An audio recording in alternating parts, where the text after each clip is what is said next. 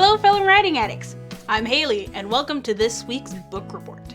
So for the first thing on our list today, Simon and Schuster has been put up for bid.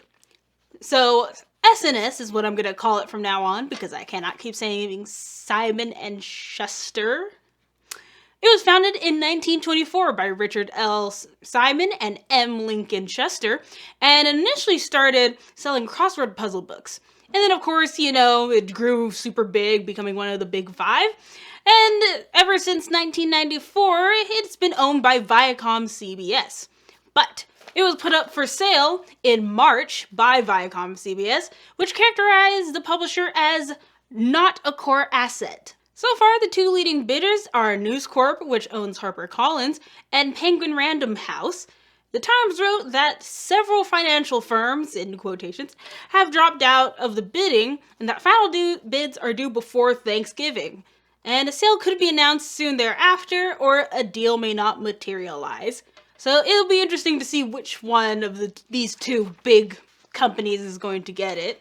And as the Times noted, and I'm going to quote this, like actual direct quote from the Times, any merger agreement would also have to undergo regulatory scrutiny.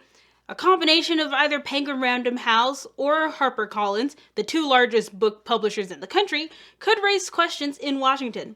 Penguin Random House's sales exceed $4 billion last year. Holy crap. That was not in the quote. And annual sales at HarperCollins, which reports its fiscal year at the end of June, were about $1.7 billion. So who knows what's going to happen?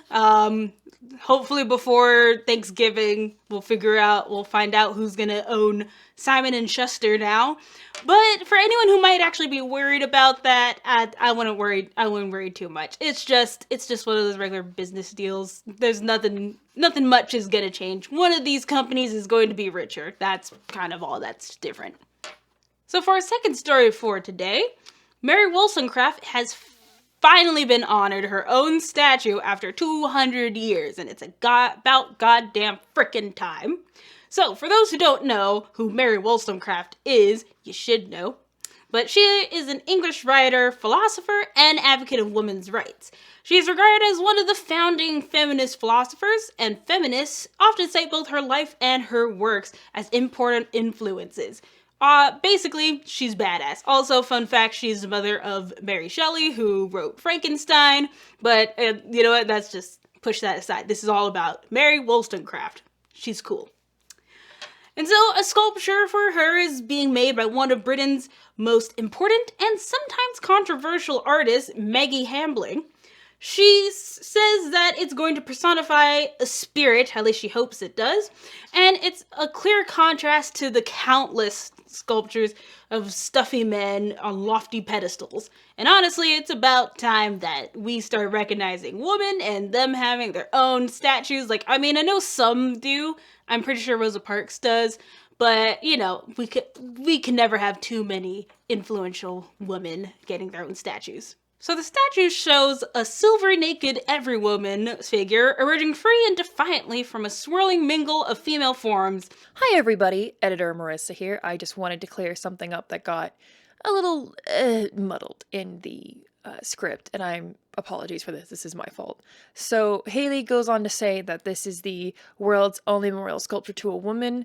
That is wrong. There have been many memorial sculptures to women, but what was meant to be said is that this is the world's only memorial sculpture to a woman known as the mother of feminism. My deepest apologies. And we'll go back to the video. And is the world's only memorial sculpture to a woman, and it is known as the mother of feminism. We're gonna show the picture of the statue here somewhere. I don't know.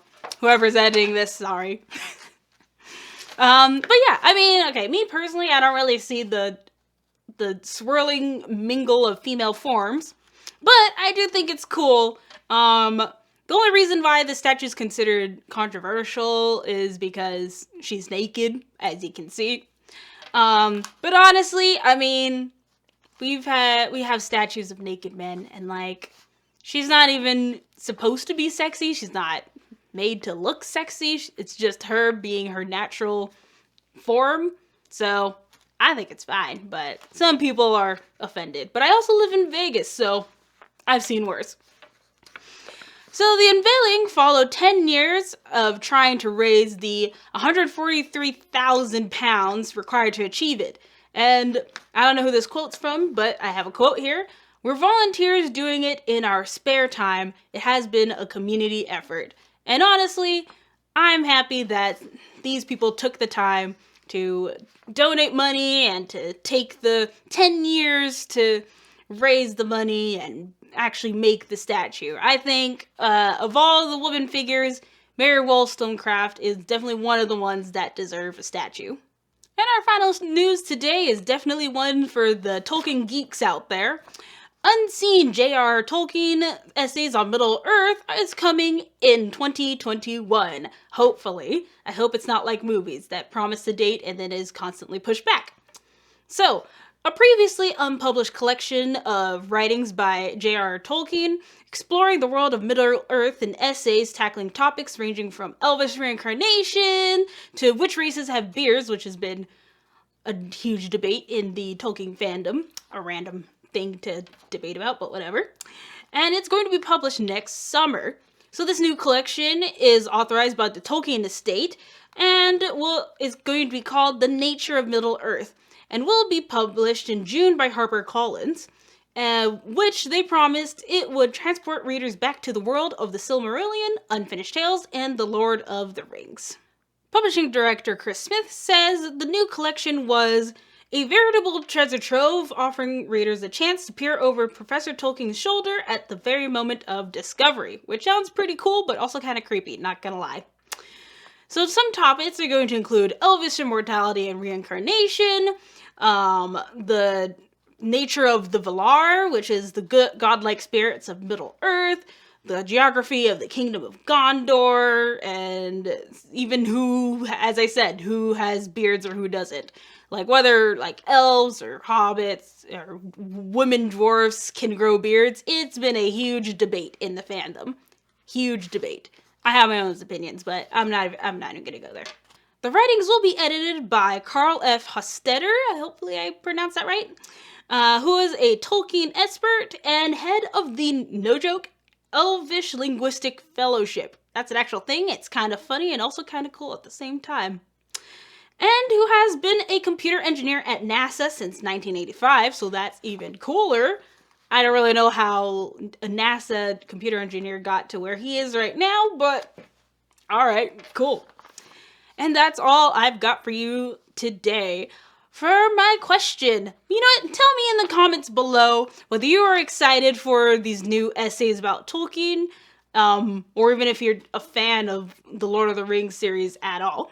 You could also tell us on Twitter at writing_addicts, or on Facebook at facebook.com/writingaddicts, or even on Instagram that we have now, which is writing.addicts. I know, it kind of sucks that they're all different. And don't forget to hit subscribe to get more publishing news and book news and all of that good stuff. And then hit the like button, hit the bell button, hit all the good buttons except for the dislike button. I will come and find you and I will murder you. And I'll see you next time. Bye.